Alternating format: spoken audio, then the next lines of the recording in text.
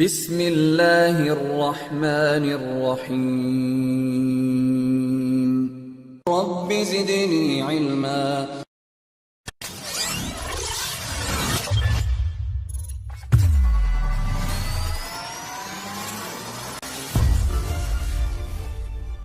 بنائے۔ اب میں عالم اسلام کے مشہور و معروف داعی و مبلغ شیخ ظفر الحسن مدنی حفظہ اللہ کو دعوتی خطاب دیتا ہوں کہ تشریف لائیں اور اپنے خطاب سے تمام سامعین کو مستفید فرمائیں۔ السلام علیکم۔ بسم اللہ ان الحمد للہ نحمده ونستعینه ونستغفره ونعوذ باللہ من شرور انفسنا ومن سیئات اعمالنا من يهده الله فلا مضل له ومن يضلله فلا هادي له وأشهد أن لا إله إلا الله وأشهد أن محمدًا عبده ورسوله يا أيها الذين آمنوا اتقوا الله حق تقاته ولا تموتن إلا وأنتم مسلمون يا أيها الناس اتقوا ربكم الذي خلقكم من نفس واحدة وخلق منها زوجها وبث منهما رجالا كثيرا ونساء واتقوا الله الذي تساءلون به والأرحام إن الله كان عليكم رقيبا يا أيها الذين آمنوا اتقوا الله وقولوا قولا سديدا يصلح لكم أعمالكم ويغفر لكم ذنوبكم ومن يطع الله ورسوله فقد فاز فوزا عظيما أما بعد فإن خير الحديث كتاب الله وخير الهدي هدي محمد صلى الله عليه وسلم وشر الأمور محدثاتها وكل محدثة بدعة وكل بدعة ضلالة وكل ضلالة في النار فأعوذ بالله السميع العليم من الشيطان الرجيم بسم الله الرحمن الرحيم والعصر إن الإنسان لفي خسر إلا الذين آمنوا وعملوا الصالحات وتواصوا بالحق وتواصوا بالصبر۔ صدر اجلاس، علماء کرام، معزز سامعین، عزیزان طلبہ، دینی ماں اور بہنوں، ہم نے آج اس مجلس کے لیے قرآن پاک کی مشہور سورۃ العصر منتخب کیا ہے، اور آج انشاءاللہ اسی صورت پر ہم کچھ گفتگو کریں گے۔ اللہ تعالیٰ سے دعا کرو کہ ہم سب کو عمل کی توفیق نصیب فرمائے۔ اس صورت میں اللہ رب العالمین نے خسارے سے بچنے کے خاطر 4 چیزیں بیان کی ہیں۔ قسم کھانے کے بعد فرمایا اگر کوئی انسان اس زندگی میں اپنے آپ کو خسارے سے بچا سکتا ہے تو وہی بچا سکتا ہے جس کے اندر 4 چیزیں آئے، إِلَّا الَّذِينَ آمَنُوا وَعَمِلُوا الصَّالِحَاتِ وَتَوَاصَوْا بِالْحَقِّ وَتَوَاصَوْا بِالصَّبْرِ۔ نہایت جامع معنی انداز میں اللہ رب العالمین نے خسارے سے بچنے کے اصول اور ضوابط ہمارے سامنے بیان کر دیے۔ غالباً اسی لیے اس صورت کے بارے میں آتا ہے کہ صحابہ کرام رضوان قسم کے بھی قابل قبول ہوتی ہے، واجب الاتباع ہوتی ہے، واجب الایمان ہوتی ہے، لیکن جب اللہ تعالیٰ قسم کھا کر کے بیان کریں تو اس کی اہمیت اور تاکید بہت ہی زیادہ بڑھ جاتی ہے۔ فرمایا والعصر ان الانسان لفی خسر، قسم ہے اللہ زمانے کی، سارے انسان نقصان اور خسارے میں ہیں۔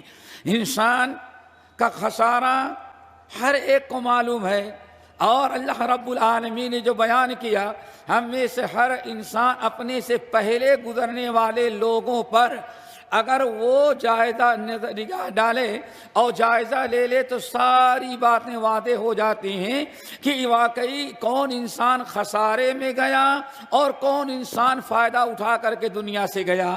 اسی لیے بعض اہل علم نے کہا والعصر کا معنی یہ بتایا اور کہا لوگوں میں قسم کھا کے کہتا ہوں کہ زمانہ اس بات کا پر شاہد ہے، زمانہ اس بات پر گواہ ہے کہ ہر انسان نقصان اور خسارے میں ہے سوا اس انسان کے جس کے اندر 4 چیزیں پائی جائیں۔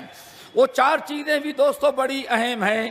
چار چیزیں جو ہیں ان میں دو چیزیں تو ایسی ہیں جن کا انسان کا اپنی ذات سے تعلق ہے، اور دو چیزیں ایسی ہیں ان کا اپنے تعلق سے، اپنی ذات سے تعلق نہیں ہے، ان کا دوسروں کے اور اوروں کے ذات سے تعلق ہے۔ پہلی دو چیزیں جن کا تعلق انسان کی اپنی ذات سے ہے وہ ایمان اور عمل صالح ہے۔ رب العالمین نے فرمایا زمانہ اس بات پر شاہد، میں قسم کھا کے کہتا ہوں کہ انسان بڑے نقصان اور خسارے میں ہے، الا الذین آمنوا، مگر یہ کہ جو ایمان لائے اور عمل صالح کرے۔ انسان اسی وقت اپنے آپ کو نقصان خسارے سے بچا سکتا ہے جب کہ اس کے اندر دو چیزیں پائی جائیں، نمبر ایک ایمان ہو اور نمبر دو عمل صالح ہو۔ ایمان کا مطلب آپ حضرات الحمدللہ ایمان کا معنی جانتے ہیں کہ ایمان کسی ایک چیز کا نام نہیں ہے۔ ایک تو ایمان کے 6 ارکان ہیں، ان پر ایمان رکھنا ضروری۔ آمنت باللہ وملائکتہ وکتبہ ورسلہ، ان 6 چیزوں کو ارکان ایمان کہا گیا۔ ان پر ایمان رکھنا، ان پر یقین رکھنا اور ان کی تصدیق کرنا، یہ اصل میں ایمان ہے۔ ویسے اللہ رب العالمین نے قرآن پاک میں اور نبی علیہ السلام نے احادیث میں وضاحت کر دیا کہ ایمان کسی ایک چیز کا نام نہیں ہے، بلکہ ایمان بہت ساری چیزوں کے مجموعے کا نام ہے۔ اسی لیے قرآن پاک میں اللہ رب العالمین نے ایمان کی تشبیہ درخت سے دیا۔ فرمایا الم تر کیف ضرب اللہ مثلا کلمۃ طیبۃ کشجرۃ طیبہ اصلها ثابت وفرعها في السماء تؤتي أكلها كل حين بإذن ربها ويضرب الله الأمثال للناس لعلهم يتفكرون۔ رب العالمین نے اس آیت میں ایمان اور اسلام کی تشبیہ ایک درخت سے دی ہے۔ رب العالمین نے درخت سے تشبیہ دے کر کے وعدے کر دیا جیسے ایک درخت میں تنا ہے، شاخیں ہیں، ڈالیاں ہیں، پتے ہیں، ساری چیزیں مل کر کے ایک درخت بنتے ہیں، ایسے ہی ایمان بہت شاخوں والا ہے۔ اور اسی کی مزید وضاحت نبی علیہ السلام نے اپنے مشہور حدیث کے اندر فرمایا الایمان بضع و70 شعبہ، اے لوگو ایمان کی 70 سے زیادہ شاخیں ہیں۔ پتہ یہ چل گیا ایمان دوستو کسی ایک چیز کا نام نہیں ہے، بلکہ ایمان بہت ساری ایمانیات کا اور بہت ساری چیزوں کا مجموعہ ہے۔ پھر نبی علیہ السلام نے وضاحت کیا ایمان 70 سے زیادہ، ایمان کی 70 سے زیادہ شاخیں ہیں، اور پھر آپ نے وضاحت کیا اعلیٰ لا شہادت واللہ الہ الا اللہ وادناها اماطۃ الاذى عن الطریق والحیاء شعبۃ من الایمان او کما قال علیہ السلام۔ آپ نے ارشاد فرمایا ایمان کی 70 سے زیادہ شاخیں ہیں، اور ان شاخوں میں ہر ایک شاخ برابر نہیں ہے، بلکہ سب سے بڑی شاخ کیا ہے؟ لا الہ الا اللہ، ایک شہادتین کا اقرار کرنا۔ نمبر 2 سب سے ادنا درجے کی، سب سے چھوٹی شاخ جو ہے وہ آپ نے ارشاد فرمایا اماطۃ الاذى عن الطریق ہے، راستے سے تکلیف دہ چیز کو ہٹا دینا ہے۔ پھر آپ نے سب سے اعلیٰ اور سب سے ادنا درجے کی شاخ بیان کر کے فرمایا والحیاء شعبۃ من الایمان، اور یاد رکھنا حیا ایمان کی ایک بہت بڑی شاخ ہے۔ یہ حدیث میں نے اور سورہ ابراہیم کی آیت میں نے اس لیے آپ حضرات کے سامنے رکھا دوستو کہ بات واضح ہو جائے کہ ایمان کیا چیز ہے۔ سب سے پہلا عمل جو انسان کو نقصان اور خسارے سے بچا سکتا ہے وہ ہے ایمان صحیح، توحید خالص۔ اگر انسان کے اندر انسان ایک اللہ پر ایمان تو رکھتا ہے، لیکن اگر اپنے آپ کو شرک سے نہیں بچاتا تو یاد رکھو انسان اپنا نام عبد الرحمن رکھے، شمس الاسلام و قمر الدین رکھے، نام بڑا ہوگا، لیکن اگر اپنے آپ کو اپنے اندر اپنے آپ کو شرک سے پاک نہ کیا، توحید خالص نہ رہی، تو انسان اپنے آپ کو خسارے سے نہیں بچا سکتا۔ اور بہت ساری آیات اس سلسلے میں قرآن پاک کے اندر موجود ہیں۔ مثال کے طور پر میرے بھائیو ذرا بتاؤ، دنیا کا ہر مسلمان تقریباً ہر مکتب فکر کا انسان جمعے کے دن تقریباً جمعے کی دوسری رکعت میں سنتا ہے عاملۃ الناصبہ، عاملۃ الناصبہ تصلی نارا حامیہ۔ عمل کرتے کرتے انسان تھک چکا ہے۔ یہاں عمل سے مراد میرے بھائیو یہ دنیاوی کام نہیں ہے کہ کام کرتے کرتے تھک گیا۔ یہاں عمل شریعت کے اصطلاح میں اس کو کہا جاتا ہے جو انسان دین کے نام پر شریعت سمجھ کر کے اجر و ثواب کے ارادے سے کرتا ہے، اس کو عمل کہا جاتا ہے۔ اللہ فرماتے ہیں عاملۃ الناصبہ، عمل کرتے کرتے تھک چکا ہوگا، معمولی عمل نہیں کیا۔ عاملۃ الناصبہ، عمل کرتے کرتے تھک چکا ہوگا، لیکن اس کے باوجود خسارہ ذرا دیکھو، تصلی نارا حامیہ، عمل اتنا کیا کہ عمل کرتے کرتے تھک گیا ہے، لیکن نتیجہ کیا نکلا؟ تصلی نارا حامیہ، جہنم کے دہکتے ہوئے انگارے میں ڈال دیا گیا۔ یہ ہے خسارہ میرے بھائیوں۔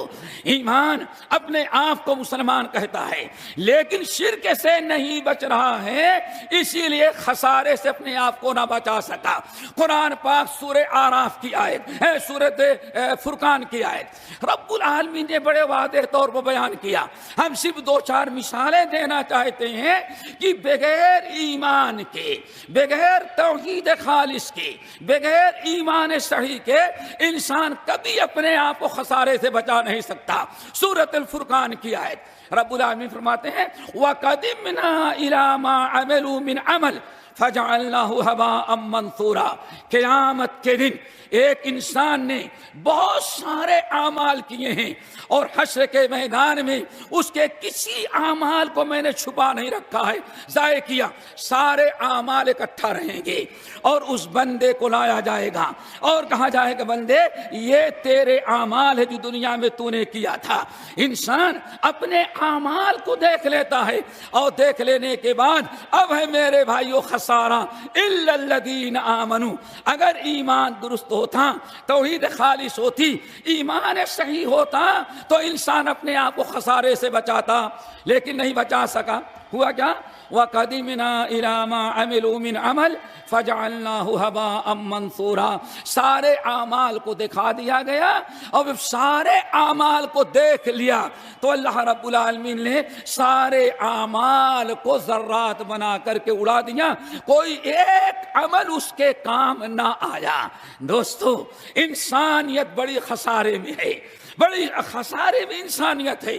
آج دین کے نام پر پتہ نہیں کتنے اعمال کر ڈال رہا ہے انسان، لیکن یہ نہیں سوچتا اپنے آپ کو خسارے سے بچایا یا نہیں بچایا۔ سورۃ البقرہ کے اندر اللہ رب العالمین نے ایک بڑی پیاری آیت بڑی پیاری مثال دی ہے اور ہمارے طلبہ علماء جانتے ہی ہیں۔ آپ لوگ ایک انسان بڑا تیز ترار اپنے آپ کو سمجھتا ہے، بڑا ہوشیار، وہ کہتا ہے سارے لوگ جاتے ہیں کھیتی کرنے کے لیے کھیت میں، اور خوب بڑا سا مکان بنایا اور اوپر چھت پر سنگ مرمر فٹ کر دیا اور اس پر تھوڑی سی مٹی لا کے ڈالا اور لا کر کے وہاں گندم کے پودے لگانا شروع کیا، بڑے ہرے ہریالیاں، اور سب کو بیوقوف سمجھتا ہے وہ، اور سب سے بڑا عقل مند اپنے آپ کو سمجھتا ہے کہ مجھ سے بڑا ہوشیار کون ہے۔ ہم اپنے گھر کے چھت پر کھیتی کرتے ہیں، خوب چکنا چٹا صاف ستھرا سنگ مرمر ہے، مٹی ڈالا، پودے لگایا، اور کبھی پھلواڑی بھی لگا سکتا ہے، ہو سکتا ہے کبھی انار اور انگور کے جھاڑ بھی لگا سکتا ہے، بڑا خوش تھا۔ ایک دن اللہ تعالیٰ نے خوب موسلادھار بارش برسائی، سب بارش جو ہے اس کے پوری فصل مٹی کو لے کر کے چلا گئی۔ فمثلہ کمثل صفوان علیہ تراب فترکہ صلدا۔ اللہ اکبر، یہ کون سا انسان ہے؟ ربیع الاول کا مہینہ آئے تو بڑا عمل ہے عمل، اور کہیں محرم آ جائے 40 دن سینے پیٹ رہا ہے۔ اللہ اکبر، کتنے اعمال انسان کر رہا ہے، لیکن کبھی ہم نے سوچا آج ذکر فکر کے نام پر لائٹ گل کر دی جائے اور ساری رات ذکر فکر کی مجلس جمائی جائے؟ انسان ذرا سوچے، جب تک انسان اپنے آپ کو شرک سے نہ بچایا خسارے میں ہے۔ دیکھا اپنے انجام، رب العالمین نے فرمایا فَتَرَكَهُ صَلْدًا، بس چٹیل میدان رہ گیا، ساری فصل ختم ہو گئی۔ رب العالمین نے اسی قسم کی ایک مثال بڑی خسارے والی سورہ نور کے اندر بیان کیا ہے۔ ایک انسان بڑا پیاسا ہے، پانی ختم ہو گیا ہے، سفر کر رہا ہے، بڑے میدان میں صحرا ہے، ریت نظر آ رہی یا آج کا روڈ نظر آیا، بڑے چکنے چٹے روڈ، پانی پیاس لگی ہے، پانی ختم ہو گیا، لیکن دیکھتا دائیں بائیں کچھ نظر نہیں آ رہا ہے، دور جب دیکھتا ہے تو پورا سمندر نظر آ رہا ہے۔ اب گاڑی 80 پر چلانے کے بجائے 180 پر چلاتا ہے، وہ پانی نظر آ رہا ہے بڑا اچھا، ماشاءاللہ کیا پوچھنا، اور ریس دیا کہ جلدی پانی تک پہنچ جائیں، پیاس لگی ہے، پیاسا ہے، اور خوب ریس لگا کر کے گیا۔ آگے گیا تو پتا چلا وہ روڈ تھا یا ریت دی جس کو پانی اور سراب سمجھا تھا۔ میرے بھائیوں، وہاں پہنچا فوجد اللہ عندہ، اللہ رب العالمین نے پکڑا اور اس کا حساب لینا شروع کر دیا۔ خسارے سے بچنے کے لیے توحید خالص ضروری ہے، ایمان الا الذین آمنوا۔ نمبر 2 میرے بھائیوں، ایمان کے بعد عمل صالح، توحید درست ہونی چاہیے، عقیدہ ہمارا درست ہو۔ نمبر 2 خسارے سے بچنے کے لیے وَعَمِلُوا الصَّالِحَاتِ، آدمی عمل صالح کرے۔ عمل صالح کیا ہے بھائی؟ عمل صالح دوستو، آج دنیا میں کوئی انسان کسی بھی عمل کو برا سمجھ کے نہیں کرتا دین کے نام پر۔ عمل صالح کس کو کہتے ہیں؟ امام حسن بصری اور دیگر اہل علم نے بڑی پیاری بات بیان کی کہ ایک انسان اب اللہ ان یقبل من احد عملا الا بما وافقت السنہ۔ 3 شرطیں ہیں دوستو عمل صالح کی۔ نمبر 1، ایمان کرنے والا مومن ہو، توحید ہو۔ اگر توحید اس کے اندر ہے پھر وہ عمل کرے گا تو عمل صالح ہوگا۔ اگر انسان کے اندر شرک ہے، توحید نہیں ہے، کتنا بھی عمل کرے اس کا کوئی عمل صالح نہیں ہوگا۔ نمبر 2، یعنی دوسری شرط، وہ عمل اس کے اندر اخلاص ہو، یا یوں سمجھیں پہلی چیز یہ کہ مومن ہو، موحد ہو۔ نمبر 2 مخلص ہو، عمل کرتا ہے تو عمل سے مقصد اس کا صرف اللہ تعالیٰ کی رضا ہے، ریا نمود نہیں، خالص اللہ تعالیٰ کے لیے کرتا ہے۔ نمبر 3 متبع ہو۔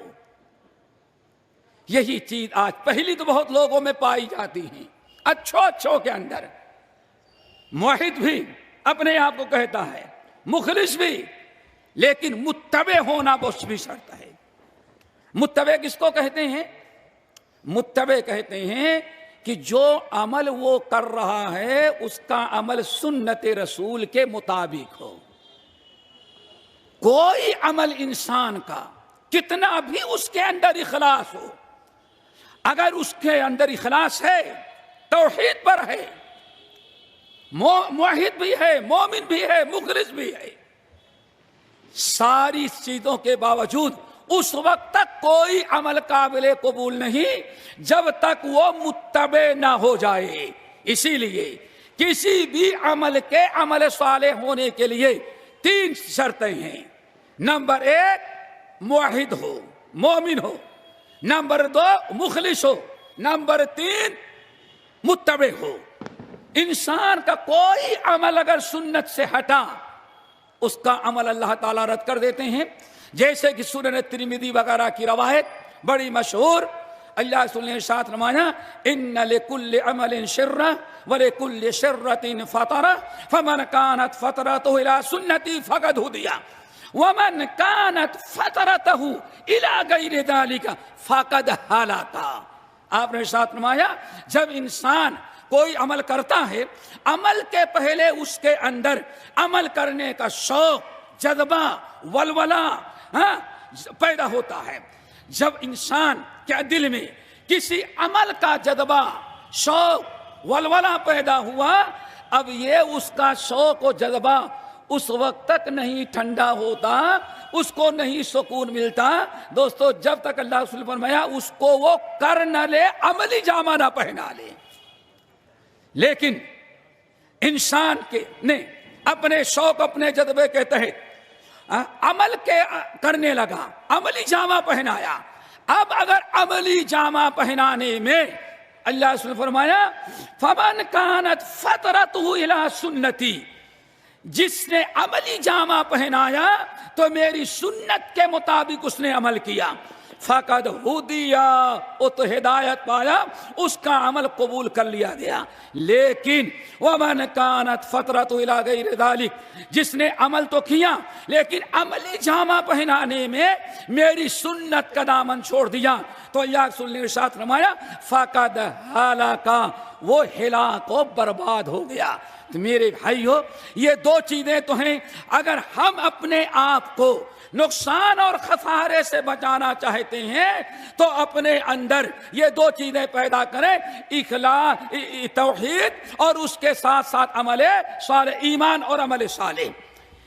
نمبر 2 وہ دو چیزیں جن کو کا تعلق دوسرے سے ہے اور ان پر بھی عمل کرنا خسارے سے بچنے کے لیے ضروری ہے، وہ میرے بھائیوں یہ ہیں کہ جو آپ نے حق قبول کیا، حق سمجھا، حق پر عمل کیا، آپ اس کی طرف غیروں کو دعوت دیں۔ وَتَوَاصَوْا بِالْحَقِّ، آپ لوگوں کو حق کی دعوت دیں۔ آپ نے جو سوچا، سمجھا، جو سیکھا، جو آپ عمل کر رہے ہیں، اپنی اصلاح کی، اپنے عقیدے کی اصلاح، اپنے عمل کی اصلاح کیے۔ ابھی بھی انسان خسارے سے نہیں بچ سکتا جب تک کہ دو اور چیزیں نہ کر لے، اور ان دونوں کا تعلق عوام سے ہے، لوگوں سے ہے۔ اور کیا ہے؟ نمبر 1 وَتَوَاصَوْا بِالْحَقِّ، حق کی دعوت دینا۔ نمبر 3 وَتَوَاصَوْا بِالصَّبْرِ، اور اس راہ میں اگر اسے کوئی تکلیف پہنچتی ہے تو اس تکلیف پر وہ صبر کرے۔ یہ ہے میرے بھائیوں اس سورت کا خلاصہ۔ 4 چیزیں ضروری ہیں خسارے سے بچنے کے لیے، اور ان 4 چیزوں میں 2 کا تعلق اپنی ذات سے ہے اور 2 کا تعلق دوسروں کی ذات سے ہے۔ یعنی پہلے آپ اپنی فکر کریں، اور اپنی فکر، اپنی اصلاح کر لینے کے بعد اگر خسارے سے بچنا ہے تو دوسروں کی آپ کو فکر کرنی ہوگی اور دوسروں کی بھی اصلاح کرنے کی کوشش ہوگی۔ وَتَوَاصَوْا بِالْحَقِّ وَتَوَاصَوْا بِالصَّبْرِ۔ الحمدللہ جب آپ حضرات نے سمجھا تو اب آئے ذرا بات آگے بڑھاتے ہیں۔ ہماری اور آپ کی ذمہ داری ہو گئی، الحمدللہ ہمارے جتنے ساتھی اسٹیج سے لے کر کے باہر تک کھڑے ہیں، ہر ایک کو اللہ نے توحید بھی عطا کیا ہے، اور توحید کے ساتھ عمل صالح بھی اللہ رب العالمین نے عمل عطا کیا ہے۔ اب دیکھنا ہے دوستو، آخری 2 چیزیں جو خسارے سے بچنے کے لیے ہیں، دوسروں کی فکر کرنا۔ ہم دوسروں کی فکر کتنی کرتے ہیں؟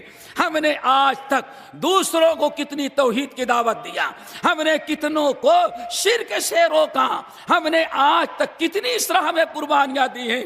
شرک میں مبتلا، بدعات میں مبتلا، حرام کاریوں میں مبتلا، طرح طرح کے خرافات میں مبتلا جو لوگ ہیں، ہم نے آج تک ان کی کتنی فکر کی ہے؟ جب تک ہم دوستو جتنی فکر اپنے لیے کیے غیروں کی فکر نہیں کریں گے تب تک اپنے آپ کو خسارے سے نہیں بچا سکتے۔ اسی لیے الحمدللہ ثم الحمدللہ یہ ہمارا شہر بنارس دنیا کا قدیم ترین، ہمارا یہ قدیم ترین مختلف کلچروں کا سینٹر اور مرکز، الحمدللہ یہاں جہاں دنیا نے لوگوں کی فکر کی وہاں ہم نے جہاں تک ہو سکا، آج سے نہیں تقریباً سینکڑوں سال پہلے سے ہم نے یہاں کے لوگوں کو جیسے ہم نے اصلاح کیا، عقیدے کی، عمل صالح کی، ویسے ہی ہم غیروں کی فکر کرتے رہے اور آئندہ بھی انشاءاللہ ہم سارے ساتھی کرتے رہیں گے۔ آئے تھوڑے سے دیکھتے ہیں ہم نے کیسے کیسے لوگوں کو سدھارا۔ الحمدللہ آپ حضرات جانتے ہیں یہ ہمارا شہر بنارس جو ہے کبھی وارانسی رہا، کبھی کاشی بنا، کبھی کچھ بنا، اور ابھی ایک صاحب نے اپنا منہ بولا بیٹا بنایا، ایک نیا نام ہے منہ بولا بیٹا۔ آج تو تک دنیا میں بچہ منہ بولا ہوتا تھا، کوئی شہر منہ بولا بیٹا نہیں ہوتا تھا۔ لیکن ہم نے آج ایک کانفرنس ہماری ہے جو ہر سال ہوتی رہتی ہے، یہ ہمارا جامعہ سلفیہ ہے، یہ ہمارے مشائخ علماء ہیں۔ ذرا دیکھو ہم نے آج تک اس شہر کو کیا دیا، کسی نے مندر دیا، کسی نے تعزیہ دیا، کسی نے گرجے دیے، اور کسی نے درگاہیں دی، اور کسی نے پتہ نہیں کیا کیا دیا۔ ہماری جماعت نے، ہمارے علماء نے، ہمارے مشائخ نے، ہمارے بڑوں نے کیا دیا ہے؟ میرے بھائیو آپ حضرات جانتے ہیں، اگر شروع سے میں بات بتاؤں تو بات بڑی لمبی ہو جائے گی، اختصار کرتے ہوئے ہم آپ کو چند باتیں بتاتے ہیں۔ آپ حضرات جانتے ہیں دنیا میں، ہندوستان میں جب دین اکبری کا رواج ہوا، دو منافقوں نے اکبر جیسے جاہل بادشاہ کو کچھ اور انداز سے اس کو پیش کیا اور کہا 1000 سال ہو چکے ہیں اور 1000 سال کے بعد دین کینسل ہو جاتا ہے، اللہ تعالیٰ کسی بادشاہ کو دین کا ذمہ دار بناتا ہے اور وہ بنائے۔ اللہ اکبر۔ دین اکبری جب ایجاد کیا جس میں نماز پڑھنا جرم ہے، محمد نام رکھنے والے کی گردن مار دی جائے، ختنہ کرانے والے کے سر ہی کا ختنہ کر دیا جائے، قلم کر دیا جائے، یہاں تک کہ سلام کرنا جرم، اور ایک سالوں تک یہ بدبختی پورے ہندوستان پر رہی، یہاں تک کہ اللہ اکبر شاہ عبد العزیز رحمۃ اللہ علیہ، انسان اپنے ماحول کا دوستوں غلام ہوتا ہے، جس ماحول میں پلتا ہے اس ماحول کا غلام ہوتا ہے انسان۔ شاہ عبد العزیز رحمۃ اللہ علیہ اتنے بڑے عالم تھے اور اتنے بڑے محدث، آخری عمر سے کچھ دن پہلے تک ان کے ہاں گھر میں سلام نہیں، آداب کہا جاتا تھا، سلام والی سنت غائب ہو گئی تھی۔ بڑی سنتیں تو جانے تھے، سلام جیسی سنت غائب ہو گئی تھی۔ بہرحال وہاں جو ہوا، جب دین اکبری عروج پر آیا تو اس شہر بنارس کو بھی ہم تو ڈوبے ہیں صنم تجھے بھی لے ڈوبیں گے۔ یہاں کی مسجدوں کو، مسجدیں جو تھیں ان میں کتنی مسجدوں میں تالے لگے، کتنی مسجدیں نو میں اذان بند کر دی گئی، نماز بند کر دی گئی، کتنے مسجدوں کو امام باڑے میں تبدیل کیا گیا، اور کتنی مسجدیں ایسی بھی تھیں جو صرف تعزیہ کا گودام سمجھا جاتا تھا۔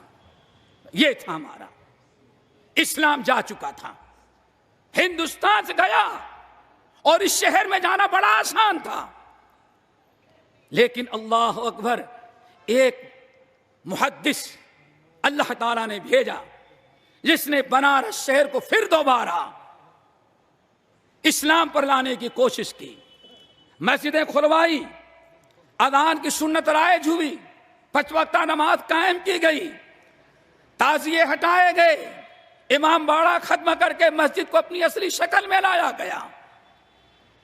مولانا رحمت اللہ صاحب دہلوی رحمت اللہ علیہ، اللہ تعالیٰ نے ان کو دلی میں پیدا کیا، بڑے عیش باز تھے الحمدللہ، لیکن جب حدیث پڑھے اور حدیث پڑھنے کے بعد ان کے اندر اب دین کی خدمت کا جذبہ پیدا ہوا، اور یہ سوچا کہ واقعی دین اکبری نے بہت ساری عبادت خانوں کو برباد کر دیا ہے اور طرح طرح سے منکرات رائج ہیں اور اسلام کا خاتمہ ہو چکا ہے. انہوں نے دلی چھوڑ کر کے یہ اہل حدیث عالم جو مولانا شاہ عبد العزیز محدث دہلوی جن کی وفات 339 ہجری کے 1239 ہجری میں ہوئی، یہ الحمدللہ آئے اور یہاں آنے کے بعد دل بنارس میں انہوں نے دن رات محنت کی.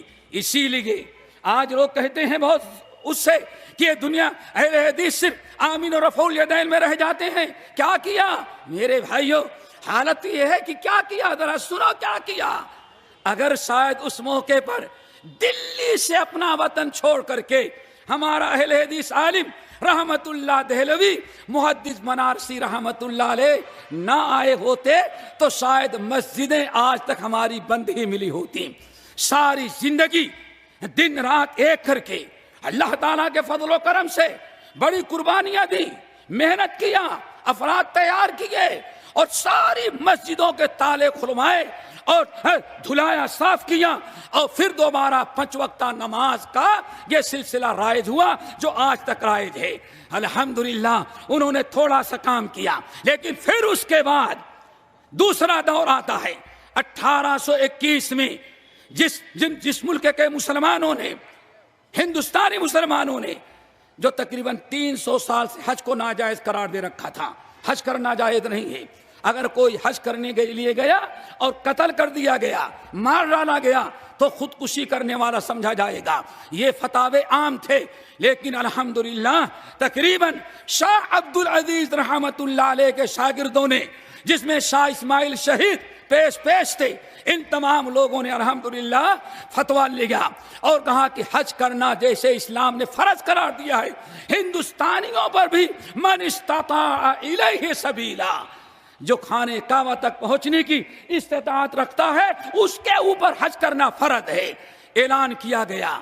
تقریباً بریلی پرتاپ گڑھ آپ کے پڑوس میں قریب جو رائے بریلی ہے، یہاں سے کشتیوں پر بیٹھے لوگ اور تقریباً کہا جاتا ہے 40-45 کشتیاں کلکتہ میں اکٹھا ہوئیں اور وہاں سے پھر کشتیوں کے ذریعے حج پر لوگ گئے. قافلہ جب حج کا جا رہا تھا 1821 عیسوی کے اندر، جس میں شاہ اسماعیل شہید، سید احمد شہید اور بہت سارے لوگ اور آپ کے اس بنارس شہر کے مولانا عبد الحق محدث بنارسی رحمت اللہ علیہ تھے. ان تمام حضرات نے سفر کرتے ہوئے جب بنارس پہنچے، گنگا سے سفر کر رہے تھے، بارش بڑی موسلا دھار ہوئی. اتنی تیز بارش ہوئی کہ بارش کی وجہ سے سیلاب، اوپر سے طوفانی بارش، ان لوگوں نے کشتیاں یہاں بنارس میں باندھ دی اور یہاں تقریباً 1 مہینہ رہ کر کے علماء، جس میں خاص طور سے شاہ اسماعیل شہید رحمت اللہ علیہ، یہ برابر پورے 1 مہینہ یہاں شہر بنارس میں رہ کر کے باقاعدہ توحید کا بیج بویا، توحید کی دعوت دی، سنت کی دعوت دی، شرک اور کفر کو مٹایا اور طرح طرح سے باپ دادا کے مراسم کو ختم کر کے توحید و سنت کو ذرا عام کیا. اور 1 مہینے کی محنت سے بہت سارے لوگ، یا یوں سمجھے بہت سارے پودے انہوں نے توحید کے اور اتباع سنت کے لگایا. بلکہ بعد مورخین تو نقل کرتے ہیں جب شاہ اسماعیل شہید نے کتاب و سنت کی روشنی میں اس بنارس شہر کے اندر تقریر شروع کیا 1821 کے اندر، 1 مہینے میں ان کی تقریروں کا نتیجہ یہ نکلا کہ پتہ نہیں ایک طویل عرصے سے جو رافضیت کا غلبہ تھا اور طرح طرح سے یہاں ماتم خانے بنے ہوئے تھے اور مسجدوں میں جو تعزیے رکھے گئے تھے، تعزیوں کو لوگوں نے اپنے ہاتھوں سے توڑا اور مہینوں سے بنارس شہر کے لوگ لکڑی نہیں خریدے. وہی جب تک توحید نہیں تھی جو مشکل کشا تعزیہ تھا، اب اسی کا تعزیوں کو توڑ کر کے اپنے چولہے میں جلا کر کے روٹی پکاتے تھے. سب کے دماغ کھل گئے، مشکل کشا صرف اوپر والا ہے. یہ تعزیہ واللہ خلقکم وما تعملون، اللہ نے تم کو بھی پیدا کیا اور استادیہ والی لکڑی کو رب ہی نے پیدا کیا جس کو تم پوچھتے ہو. یہ بدعت ختم ہوئی الحمدللہ. پھر اس کے بعد الحمدللہ یہ سلسلہ ختم نہیں ہوا، کتاب و سنت کا یہ قافلہ برابر چلتا رہا. شاہ اسماعیل شہید رحمت اللہ علیہ کہ تقریباً 3 بڑے شاگرد بنارس کو اپنا مرکز بنایا، جہاں طرح جگہ جگہ شرک، جگہ جگہ کفر، طرح طرح کی بدعات، یہاں انہوں نے 3 بڑے عالموں نے اپنا یہاں مرکز بنایا اور ساری زندگی بنارس میں گزار کر کے لوگوں کو توحید و سنت کی دعوت دیتے رہے. ان میں سے نمبر 1 مولانا عبدالحق محدث دہلوی رحمت وہ بنارسی رحمت اللہ علیہ، جن کے بارے میں کہا جاتا ہے جونپور، آدم گڑھ، گادی پور، مرزا پور، یہ تقریباً 20-25 ضلع نہیں، سینکڑوں ڈسٹرکٹ جو تھے ان میں سب سے پہلا محدث جو نامی گرامی پیدا ہوا وہ اصل میں مولانا عبدالحق محدث بنارسی رحمت اللہ علیہ تھے. یہ فضیلت اللہ تعالیٰ نے اس شہر کو دیا ہے جہاں اتنے بڑے محدث اور امام شوکانی سرعانی رحمت اللہ علیہ جو یمن میں پیدا ہوئے تھے، جن کی وفات 1250 ہجری میں ہوئی تھی، اس بر صغیر میں ان کے علوم کے وارث بنے وہ اس پورے خطے کے اندر. اور انہی سے امام شوکانی کا علم جو ہے وہ باقاعدہ بر صغیر میں آیا اور علماء نے ان سے علم حاصل کیا. اور دوسرے مولانا جلال الدین احمد جعفری ہاشمی رحمت اللہ علیہ، یہ دوسرے عالم سرزمین بنارس کے ہیں جنہوں نے شاہ اسماعیل شہید سے علم حاصل کیا، پھر مولانا عبدالحق بنارسی سے علم حاصل کیا اور ساری زندگی بنارس میں رہ کر کے کتاب و سنت کی دعوت دیتے رہے. میرے بھائیو، تیسرا عالم جو اس پورے تیسرا عالم جو ماشاءاللہ اس شہر کے اندر باقاعدہ شاہ اسماعیل شہید کی تحریک کو، توحید و سنت کو اور وتواصوا بالحق وتواصوا بالصبر کو پر جس نے عمل کیا، وہ مولانا عبدالکریم صاحب بنارسی سلفی ہیں. آپ کتاب پڑھیں گے تو ان سے پہلے کسی کو بہت ہی کم سلفی لکھتے ہوئے دیکھیں گے. سلفی اپنے آپ کو لکھتے رہے اور اٹھائے فقہائے ہند اور دیگر کتابیں، پورے تراجم ان کو ملیں گے. اور چوتھا عالم دین جو یہیں بالکل پڑوس میں مولانا سخاوت علی جونپوری رحمت اللہ علیہ تھے، جنہوں نے یہیں جونپور کے مسجد جونپور میں رہ کر کے پورے علاقے کی کتاب و سنت سے روشناس کرایا. یہ 4 شاگرد تو شاہ اسماعیل شہید کے تحریک سے وابستہ تھے.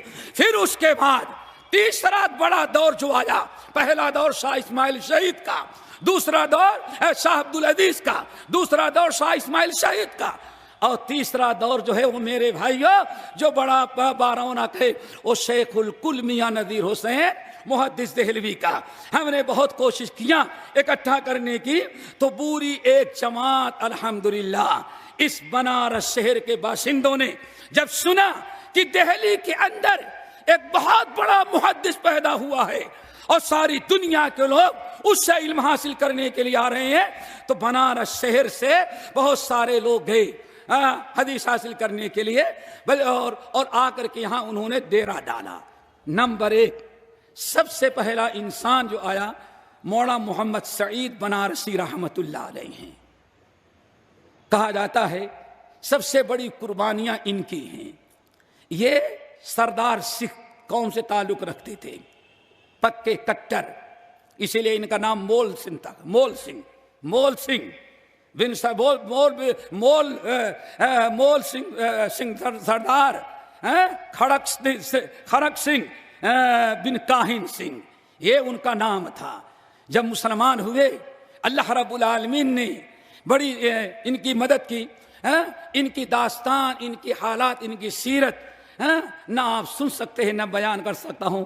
اگر ان کے مسلمان ہونے والی داستان پڑھیں گے تو شاید عمار بن یاسر اور حضرت خباب بن ارت کا زمانہ یاد آ جائے گا. اسلام قبول کیے، لوگوں نے پڑھنے کے لیے بھیجا، لوگوں نے دیوبند بھیج دیا پڑھنے کے لیے، گئے خوب محنت سے پڑھے، بڑے ذہین تھے، اور چونکہ نو مسلم تھے، دیوبند سے پڑھ کے فارغ ہوئے تو ان کو دیوبند میں مدرس بھی بنا لیا گیا۔ یہ بڑی عجیب غریب خیر و برکت کی چیز ہے، یاد رکھنا۔ گھر کو آگ لگ گئی گھر کے،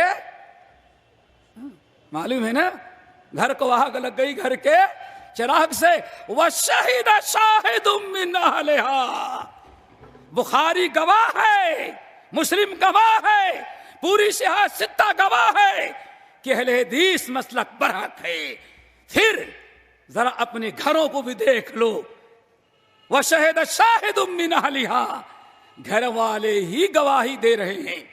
جب پڑھ کے فارغ ہوئے اور ان کو دیوبند، دارالعلوم دیوبند کے اندر مدرس بنا لیا گیا، الحمدللہ بڑے زبردست محدث تھے، عالم تھے۔ انہوں نے قدوری بھی پڑھائی، کنز الدقائق بھی پڑھائی، شرح وقایع بھی پڑھائی، سب کچھ فقہ کتابیں پڑھائی، لیکن حدیث کے مطالعے کا شوق اللہ نے ڈال دیا۔ حدیث کا خوب گہرا مطالعہ کیا تو انہوں نے اب بھائی نو مسلم تھے، یہ تو سوچ رہے تھے بھائی اللہ اس کے رسول، چونکہ ابھی وہ جو ہوتا ہے تھوڑا سا سمجھ گئے نا، وہ ٹائٹ کرنے والا سلسلہ نہیں تھا، سمجھ گئے نا، کھلے ذہن کے تھے۔ اسلام محمد صلی اللہ علیہ وسلم کا کلمہ ہم نے پڑھا ہے۔ اب بخاری پڑھے تو پتہ چل رہا، حدیث پڑھے تو نماز میں ہاتھ یہاں ہے اور تک ہم کو یہاں سکھایا گیا ہے۔ بڑے حیرت میں پڑ گئے۔ اب انہوں نے دارالعلوم دیوبند کے اندر حدیثوں پر عمل کرنا شروع کر دیا۔ لوگوں نے کہا یہ کیا؟ کہا حدیث میں آیا ہوا ہے۔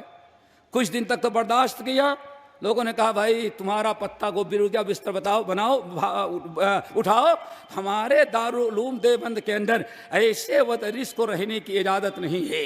اس نو مسلم عالم کو نکال دیا گیا، بے گھر کر دیے گئے، اللہ اکبر۔ لیکن اللہ نے برکت دیا، قسمت جاگ اٹھی بنارس والوں کی۔ پھر وہاں سے اٹھے، سنا تھا کہ دلی کے اندر کوئی میاں نذیر حسین ان کے ہاں حدیث پڑھنے کے لیے آئے۔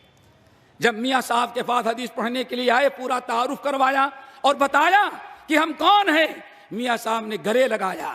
اسی اسنا میں ان کے باپ چونکہ بہت بڑے آدمی مالدار تھے، انہوں نے لیٹر لکھا میاں صاحب کے پاس، حضرت یہ میرا بیٹا بڑا دلارا ہے، بڑے نان و خرم پالا گیا ہے، ہم نے سنا ہے کہ میرا بیٹا آپ کے یہاں آ گیا ہے، برائے مہربانی ذرا میرے بیٹے کو اپنا بیٹا بنا کے رکھنا، سمجھنا۔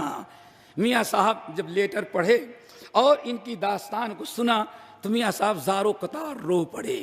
میاں صاحب سے پڑھے، پھر آئے بنارس میں آپ بات ہونے کے لیے، سوچا یہاں آئیں۔ یہاں جب بنارس پہنچے تو سوچا کہ غازی پور کے اندر ایک بہت بڑا مدرسہ ہے، اس مدرسے میں جا کر کے اور علم حاصل کرو۔ اللہ آج ہمیں بھی شوق دے دے بھائی، ہم تو دیکھتے رہتے ہیں فضیلت کب پوری ہوگی، فضیلت کب پوری ہوگی، اس کے ایک سال پہلے سے نوکری ڈھونڈنا شروع کر دیتے ہیں۔ اور یہاں معاملہ کیا ہے، دو مدرسے کا فارغ، دارالعلوم دیوبند کا مدرس۔ پھر آنے کے بعد سوچا یہاں بڑا عالم ہے، اور وہاں عالم تھے حافظ عبداللہ غازی پوری رحمت اللہ علیہ، اور وہ بھی حنفی ہی تھے۔ ابھی حافظ عبداللہ غازی پوری بھی حنفی تھے۔ ان سے گئے پڑھنے کے لیے، وہ اصول فقہ پڑھاتے تھے اور بڑے زوردار انداز میں۔ مولانا سعید صاحب اپنے ساتھیوں کے ساتھ، دو ایک اہل حدیث ساتھی اور مل گئے، یہ پڑھتے حافظ عبداللہ غازی پوری سے اور خوب رات کو مطالعہ کرتے اور صبح جاتے استاد کے گلے پڑ جاتے، استاد آپ نے یہ مسئلہ بتایا ہاں لیکن حدیث میں تو ایسا آیا ہوا ہے۔ اب استاد بڑا غصے میں آتا، جواب دیتا، اور غصے میں آ کر کے بس ہمارے یہاں ہندوستان کے 3 بڑے ادارے کے فارغ، معمولی 3 بڑے ادارے کے فارغ، جن میں ایک ادارہ یو پی کا ہے، لکھنؤ کا، اور ماشاءاللہ کیا پوچھنا، ہمارے ہاں دبئی پہنچ گئے کام کرنے کے لیے، تو بلوغ المرام کا ہم درس دیتے تھے۔ ایک دن آئے بیٹھے، دوسرے دن آئے، تیسرے دن آئے، 1 مہینے کے بعد کہتے مولانا آپ جمعے کو فلاں جگہ جاتے ہیں، میں بھی چلوں۔ میں نے کہا آپ چلیں، گاڑی میں بیٹھایا، لے کے گیا۔ جاتے وقت تو ایمرجنسی تھی، کچھ نہ بولے، واپسی میں کہنے کہ مولانا میں ایک بات کا کیا ہے، کہا آپ حدیث ایسے ہی بلوغ المرام پڑھاتے؟ میں نے کہا ایسے ہی پڑھاتا ہوں۔ میں نے کہا کیا ہوا؟ کہا کہ میں جب پڑھتا تھا اپنے ہاں مدرسے میں تو استاد حدیث پڑھاتے پڑھاتے اتنے جذبے میں آ جاتا کہ دونوں ہاتھ سے بنچے مار مار کے، کبھی بنچ یہاں کتاب وہاں، ان کا چشمہ ادھر رہتا تھا اور گلا سوج جاتا تھا۔ تو میں نے دعا مانگی، اللہ دنیا میں سب کچھ کروانا لیکن مجھ کو کبھی حدیث پڑھانے کا موقع نہیں دینا۔ کہا میں یہ سوچتا تھا دنیا کا سب سے مشکل کام جو ہے حدیث پڑھانا ہے۔ کہتے میں اللہ تعالیٰ سے دعا کرتا، اللہ جھاڑو لگا کے روزی کماؤں گا لیکن میں حدیث کبھی نہیں پڑھاؤں گا۔ میں نے کہا کیوں؟ کہا بس ایسے غصے میں گلا بھر جائے، سوج جائے، رگیں سوج جائے، غصے میں آ جائے۔ اور آپ کے یہاں آیا، وہاں 3 دن مولوی صاحب ایک حدیث کی تقریر کرتے اور تھک جاتے، اور آپ کے یہاں آتے ہیں 1 دن میں 10 حدیثیں پڑھ لیتے ہیں۔ تو میں نے کہا کیا بات، کیا فرق محسوس ہوا؟ کہاں تک پہنچے؟ آپ تو 3 مدرسے کے فارغ ہیں، وہ بھی ماشاءاللہ یوپی کے سب سے بڑے عالم، ہمارے پڑوس لکھنؤ کے فارغ ہیں، آپ کیا پوچھنا آپ کو؟ کہنے کے نہیں، بات اصل یہ ہے، اس نتیجے پر پہنچا کہ آپ اہل حدیثوں کو حدیث پر عمل پڑھنا کرنا ہے اور عمل کی دعوت دینا ہے۔ اسی لیے آپ لوگ حدیث پڑھاتے ہوئے غصہ نہیں ہوتے، نہ بنچ توڑتے ہیں، نہ چشمہ آپ کا ٹوٹتا ہے۔ اور وہاں ہمارے یہاں جب حدیث پڑھاتے تھے، حدیث پر عمل کرنا تو تھا نہیں، استاد ڈرتا تھا کہیں اگر ایسے چھوڑ دیں گے تو شاگرد حدیث پر عمل کرنے لگے گا، اس لیے زیادہ زور تقریریں کر کے حدیث کو کسی بھی صورت سے اس کو رد کرنے کے لیے کوشش کرتا تاکہ ہمیں اطمینان ہو جائے نہیں ہم جو کرتے ہیں وہی سچا ہے، حدیث ہمارے خلاف ہے۔ اللہ، یہی حالت حافظ عبداللہ غادی پوری کی ہوئی، 1 دن 2 دن 3 دن، آخر کار حافظ عبداللہ جو بہت بڑے اس علاقے کے حنفی عالم تھے مدرسے کے، یہ کہتے ہیں کہ 1 دن میں نے سوچا عبداللہ یہ نو مسلم اتنا تم سے سنتا ہے اور صبح آ کر کے تم سے بحث کرتا ہے اور وہ ساری باتیں قرآن کی آیت میں پیش کرتا ہے اور حدیث میں۔ آخر عبداللہ کب تک اپنے امام کے قول کو باقی رکھنے کے لیے کب تک حدیثوں کی تعویل کر کے، قرآن کی غلط تفسیر کر کے، کب تک تو آخر اپنے شاگردوں کو اطمینان دلاتا رہے گا؟ کہا نفس نے بڑی ملامت کیا، اور کس کی وجہ سے کیا؟ سبب کون بنا؟ مولانا محمد سعید بنارسی رحمت اللہ علیہ۔ کہتے ہیں کہ پھر اسی اسنا میں، میری بات لمبی ہو جائے گی اس کو چھوڑ دیتے ہیں، بس کہتے ہیں یہی ان کے اہل حدیث ہونے کا سبب بنا، اور ماشاءاللہ دنیا کے بڑے عالم مولانا سعید بنارسی رحمت اللہ علیہ یہ پہلے میاں صاحب کے شاگرد ہیں جو یہاں آ کر کے آباد ہوئے۔ ان سے پہلے ایک اور آئے ہوئے تھے مولانا حافظ عبد الرحمن مولوی رحمت اللہ علیہ، انہوں نے آنے کے بعد بہت ساری مساجد میں درس دیا، کتاب و سنت کی دعوت دی، اور انہی میں سے جن کی وجہ سے بہت زیادہ انقلاب آیا مولانا حکیم حیات محمد رحمت اللہ علیہ، جن کو مولانا سعید بنارسی رحمت اللہ علیہ اپنا رائٹ ہینڈ سمجھا کرتی تھی۔ ان کے بھی میاں صاحب کے پاس حدیث کرنے کی ایک بڑی داستان اور بڑا حیرتناک واقعہ ہے جو فقہاء ہند وغیرہ میں اور بہت سارے اسلاف نے لکھا ہے۔ میرے بھائیوں، اسی طرح سے مولانا محمد اور ایک ہیں، آپ لوگ جانتے ہیں ہم سے زیادہ ان کی، مولانا محمد منیر خان رحمت اللہ علیہ، یہ تمام علماء نے آ کر کے یہاں کتاب و سنت کی برابر تجویز کی، اور الحمدللہ وہ چلتے چلتے آج جامعہ سلفیہ بنارس کی شکل میں یہاں جماعت موجود ہوئی، اور ہمارے ابناء سلفیہ اور ہمارے سارے علماء، ہمارے سارے مشائخ، ہمارے یہ ناظم صاحب اور دیگر اہل علم اللہ، جب بنارس کی اس داستان کو میں نے پڑھا تو ہمیں سورہ ابراہیم کی آیت یاد آئی، اصلھا ثابت و فرعھا فی السماء۔ اے لوگوں یاد رکھو، اصلھا ثابت و فرعھا فی السماء۔ أَلَمْ تَرَ كَيْفَ ضَرَبَ اللَّهُ مَثَلًا كَلِمَةً طَيِّبَةً كَشَجَرَةٍ طَيِّبَةٍ، ایک پودا رحمت اللہ صاحب نے لگایا تھا اور پروان چڑھایا، میاں صاحب کے شاگردوں نے، اور پھر اس کے بعد کیا پوچھنا ہے، اسی نسل کے اندر مولانا ابو القاسم صاحب سے بنارسی رحمۃ اللہ علیہ پیدا ہوئے، تو ان کے متعلق تو مت پوچھیں۔ کہا جاتا ہے الحمدللہ کہ متحدہ ہند میں یہاں سے لے کر کے پشاور تک اگر کوئی بھی جلسہ ہوتا تھا، کوئی کانفرنس، تو بیچ میں مولانا ابو القاسم صاحب بنارسی رحمۃ اللہ علیہ بیٹھائے جاتے، مولانا محمد سعید کے بیٹے بیٹھائے جاتے، اور ان کے بارے میں لوگ بڑی عجیب سے بات کہتے سیف بھی بیٹھے ہوئے ہیں کہ کسی کے گھات میں، سیف بھی بیٹھے ہوئے ہیں کسی کے گھات میں، آج کٹے گی گردن کٹے گی شرک کی آج ان کے وار سے، شرک اور بدعات کا قلعہ کھما کیا۔